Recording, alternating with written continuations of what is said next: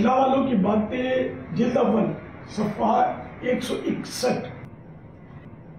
حضرت سیدنا ابو زغل رحمت اللہ تعالی علیہ سے روایت ہے، امیر المومنین حضرت سیدنا علی المرتضیٰ کرم اللہ تعالی وجہہ الکریم نے فرمایا، میری 5 باتیں یاد رکھو، اور یہ ایسی عمدہ اور نایاب باتیں ہیں کہ اگر تم اونٹوں پر سوار ہو کر انہیں تلاش کرنے نکلو تو اونٹ تھک جائیں، لیکن یہ باتیں نہ مل پائیں گی۔ نمبر 1، بندہ صرف اپنے رب عز و جل سے امید رکھے۔ نمبر 2، اپنے گناہوں کی وجہ سے ڈرتا رہے۔ نمبر 3، جاہل، علم کے بارے میں سوال کرنے سے نہ شرمائے۔